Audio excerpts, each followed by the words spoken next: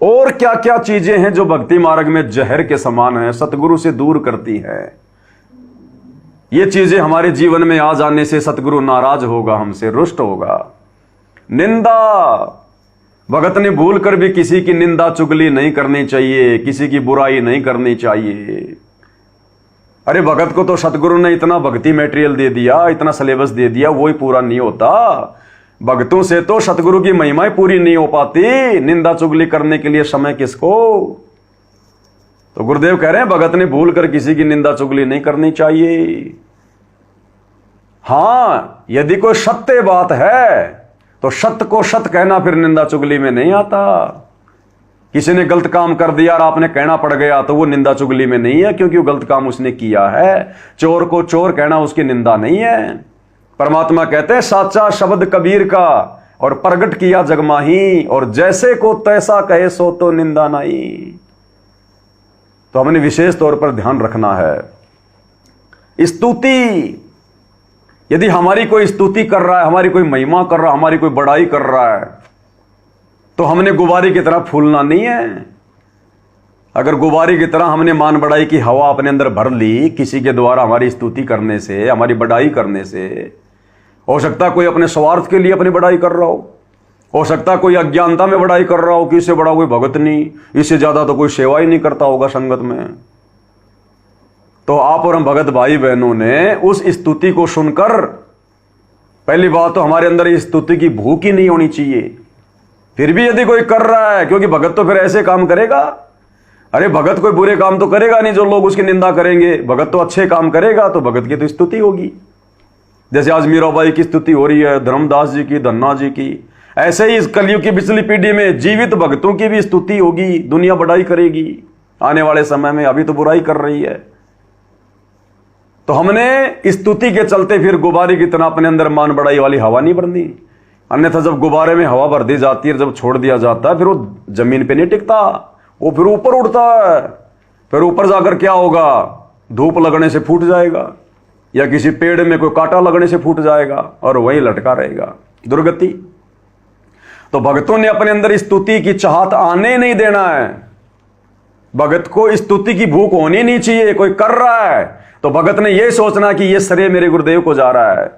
अरे मैं निकम्मा क्या अच्छा काम कर सकता था अगर गुरु की शरण में नहीं होता तो यह स्तुति भी मेरे गुरु जी के लिए है। मेरे गुरु ने मुझे सही शिक्षा दी तो आज मैं कोई अच्छा कर्म कर पा रहा हूं।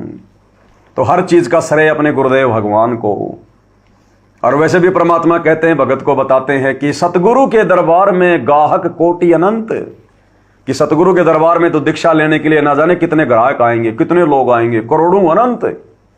सतगुरु के दरबार में ग्राहक कोटि अनंत, पर चार चीज वो चाहते, रिद्धि सिद्धि मान महंत। वो तो चार चीज की भूख लेके आते हैं। यानी 90% भगत सतगुरु के दरबार में चार चीजों की भूख में आते हैं, रिद्धि सिद्धि मान महंत। कोई धन प्राप्ति के लिए, कोई सिद्धि प्राप्ति के लिए, कोई मान बढ़ाई के लिए कि ये गुरु जी का खास है, गुरु जी के साथ में रहता है, इसके माध्यम से गुरु जी के वहां प्रार्थना लगा दो, फिर वो फूल जाएगा।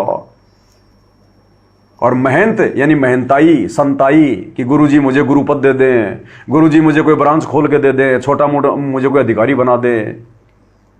तो कहते हैं सतगुरु के दरबार में गाहक कोटि अनंत, चार चीज ये चाहते, रिद्धि सिद्धि मान महंत। ये मुक्ति प्राप्त नहीं कर सकते, यही सड़ेंगे काल की व्यवस्था में, चार मुक्तियों में रहेंगे। मुक्ति कौन प्राप्त करेगा? फिर गुरुदेव कहते हैं कि सतगुरु के दरबार में ऐसा कोई एक का मतलब कोई बिरले, सतगुरु के दरबार में ऐसा कोई एक, इन चारों को छोड़कर जो चाहे पुरुष अलेख, जो रिद्धि सिद्धि मान महंताई को ठोकर मारकर इस ज्ञान को आधार बनाकर कि कल को मुक्ति नहीं हुई तो गधा बन के घूमूंगा यहां पर, और केवल अपने सतगुरु को चाहेगा, केवल मुक्ति चाहेगा, भक्ति चाहेगा, तो ऐसे फिर आत्माएं सफल होती है। तो निंदा स्तुति मान बढ़ाई मन से मार गिरावे, इस मन में आने ना दे गुरु जी के ज्ञान आधार से कि गुरु जी क्या कहते हैं। भाई बार बार गुरु जी समझाते हैं कि मान बढ़ाई से हैं दूर, आजिज के हरि सदा हजूर, कि मान बढ़ाई रखने वाले भगत से तो गुरु जी लाखों कोस दूर है, और आजिज जो दास होता है, जो अधीन होता है, उसके गुरुजी सदा पास में रहते हैं, पास में। अष्ट सिद्धि की अटक ना माने, अष्ट सिद्धि, कितनी सिद्धियां क्यों ना आ जाओ हमारे अंदर, क्योंकि भाई और बहनों हमें जो शत भक्ति प्राप्त हुई है, हमारे अंदर 24 सिद्धियां आ गई, 24 सिद्धियां, लेकिन हमें महसूस नहीं होता, परंतु हमारे अंदर 24 सिद्धियां आ गई जो ब्रह्मा विष्णु महेश के पास भी नहीं है। और इसी भक्ति की कमाई से, इन सिद्धियों के सहारे ही हम शतलोक जाएंगे। फिर भक्ति की कमाई हमारे पास जमा हो रही है। भगत के अंदर जुबान सिद्धि आ जाती है, जुबान सिद्धि। इसलिए परमात्मा कहते हैं कि तीर कमान से और बात जुबान से सोच समझ के निकालनी चाहिए भगत ने, क्योंकि भक्ति करते रहने से भगत के अंदर जुबान सिद्धि आ जाती है, जुबान सिद्धि। अरे गुरुदेव हमें एक छोटा सा उदाहरण देते हैं कि गरीबदास पंथ में एक व्यक्ति था, उसने सांप के काटने के बाद जहर उतारने का एक मंत्र की उसने कोई सिद्धि कर ली। गरीबदास जी के सदग्रंथ से एक वाणी है, उस वाणी को उसने बार बार लाखों बार बोल बोल के उसने सिद्धियां कर ली, क्योंकि ये वाणियां स्वयं सिद्ध हैं गरीबदास जी की और कबीर जी की, ये स्वयं सिद्ध है। तो बार बार उनकी आवर्ती करने से, बार बार उस मंत्र को रिपीट करने से, जैसे ये लोग बोलते हैं ना, ये जो गायत्री मंत्र ओम भूर्भुवः स्वः, तो बार बार आवर्ती करने से जुबान सिद्धि आ जाती है। हम किसी के लिए कुछ बोल देते हैं अच्छा या बुरा, वो सिद्ध हो जाता है।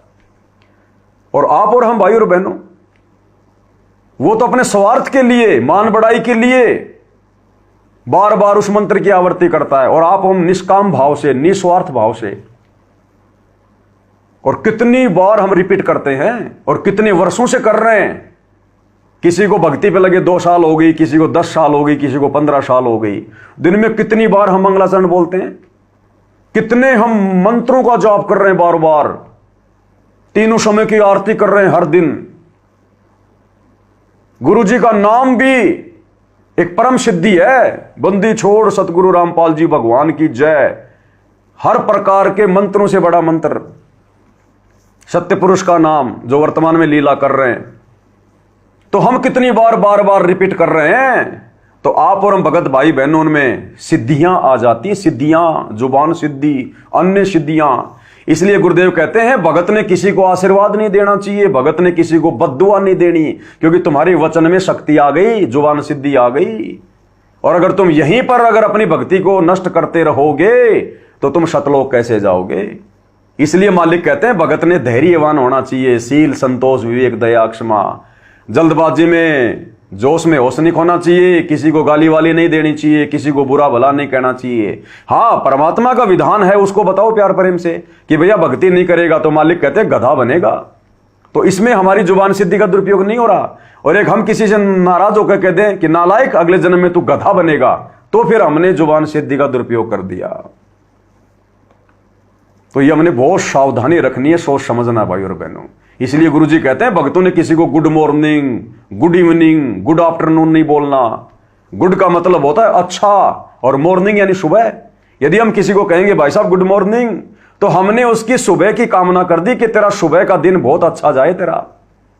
अब क्या पता उसका एक्सीडेंट होना था सुबह, और आपने भगत ने उसको बोल दिया गुड मॉर्निंग यानी तेरी सुबह बहुत अच्छी जाए। वो काल आपकी भक्ति लेकर और उसकी सुबह को अच्छी कर देगा, उसके एक्सीडेंट को रोक देगा और आपको ठग लेगा।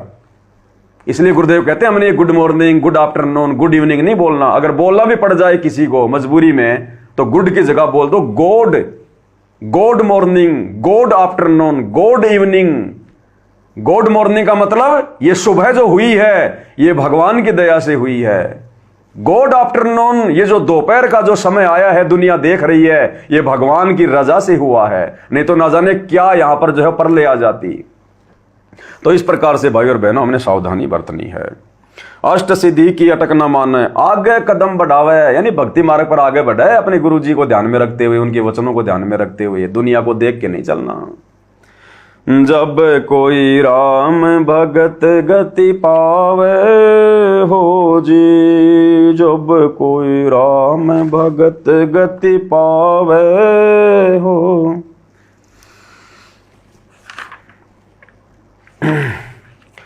भाई आशा नदी उलट के डाट आडा बांध लगावे, आशा नदी उलट के डाट आडा बांध लगावे। भव जल खार समुंदर में फिर बहुर न खोड़ मिलावे, जब कोई राम भगत गति पावे हो जी। क्या कह रहे मालिक? आशा नदी उलट के डाटे और आडा बांध लगावे। आशा नदी यानी काल प्रेरणा से हमारे मन में ना जाने क्या क्या इच्छाएं उठेंगी। दुनिया को देखकर बिना ज्ञान के लड़के को बहुत ऊंची एजुकेशन दिला दूं, बड़ा अधिकारी बना दूं, फिर पैसे कमाएगा, मौज से रहा करेंगे। लोग कहेंगे हैं भाई कमिश्नर का बाप है ये फलाने अधिकारी का बाप है। मन में पता नहीं क्या क्या इच्छाएं उठेंगी, आशाएं उठेंगी। कोठी बना लूं, बड़ी कार ले आऊं, हैं और एक अच्छा ट्यूबवेल और लगा लूं, एक मकान है फिर भी और बना लूं, टाइल मार्बल लगा दूं, चिप्स लगा दूं, ये कर लूं, सरपंच बन जाऊं। दुनिया भर की बकवादें जो भक्ति में किसी काम की नहीं, वो काल प्रेरणा से उठेंगी। तो कहते हैं आशा नदी उलट के डांटे, ज्ञान को आधार बना के उनको रोक के उनको डांटे कि नालायक। गुरुदेव कहते हैं कोटि जन्म तू राजा की न्या और मिटी न मन की आशा, और भिक्षुक होकर दर दर हांडिया मिला न निर्गुण राशा। अभी छोटे से जीवन में तो सरपंच बन के क्या प्राप्त कर लेगा, अगले जन्म में फिर गधा भी बन के घूमेगा। तो कहते हैं आडा बांध लगावे, जैसे पानी को रोकने के लिए नदी के बीच में बांध लगा दिया जाता है, पानी रुक जाता है। इसी प्रकार हमने ये ज्ञान आधार रूपी, ये तत्व ज्ञान रूपी बांध लगाना है। जो काल की जो फालतू की जो प्रेरणा उठती है ना, इनको रोकना है तत्व ज्ञान से, गुरु जी के ज्ञान को आधार बनाकर। फिर ऐसा करेंगे तो क्या होगा? भव जल खार समुद्र में फिर बहुर ना खोड़ मिलावे। ऐसा करने से वो भगत सफल हो जाएगा भक्ति पर, उसकी मुक्ति हो जाएगी, सतलोक चला जाएगा। फिर इस भव जल में, इस खारे समुद्र में, 84 लाख योनि वाले समुद्र में, जन्म और मरण के समुद्र में बहुर ना खोड़ मिलावे, दोबारा से उसको शरीर नहीं मिलेगा, फिर वो मुक्त हो जाएगा। जब कोई राम भगत गति पावे हो जी, जब कोई राम भगत गति पावे हो जी। गगन महल गोविंद गुमानी पलक माही पहुँचावे, गगन महल गोविंद गुमानी पलक माही पहुँचावे।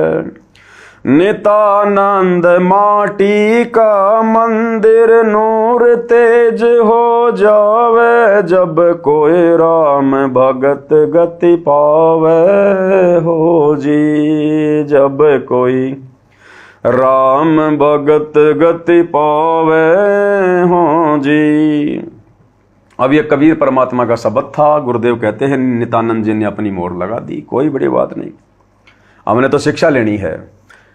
तो यहां नित्यानंद जी जो कि काल की उपासना करते थे, विष्णु जी के पुजारी थे, उनके गुरु जी थे गुमानी दास जी जो कि विष्णु जी के पुजारी थे, और उन्होंने अपने गुरुदेव भगवान की किस प्रकार से महिमा गाई है, किस प्रकार से उनको महिमा दी है। वो नकली भगत था, नकली उसका गुरु था, ना 84 से बाहर नित्यानंद हो पाया, ना उसका गुरु हो पाया। और वर्तमान में नित्यानंद गुरुदेव कहते हैं स्वर्ग में बैठा हुआ थोड़े बहुत समय के लिए, बाद में नीचे पटकेगा काल 84 लाख योनियों में। लेकिन महिमा कितनी जबरदस्त की उसने अपने गुरु की। कहते हैं ऐसी महिमा यदि ये सतभक्ति मिलने के बाद यदि आप अपने गुरु की करोगे, अपने परमात्मा की करोगे, तो कहते हैं तुम्हें फिर ये जो माटी का जो महल है, माटी का महल यानी ये शरीर जो कभी भी समाप्त हो जाए, इसलिए इसको माटी का मंदिर कहा है। नूर तेज हो जावे, ये माटी का शरीर फिर परमात्मा सतलोक में ले जाकर इसको नूर का बना देगा। नूर तेज हो जावे, ये नूरी शरीर मिलेगा फिर हमें, वो कभी समाप्त नहीं होगा, कभी उसमें कोई रोग नहीं, कोई शोक नहीं, कोई पीड़ा नहीं, कोई बीपी नहीं।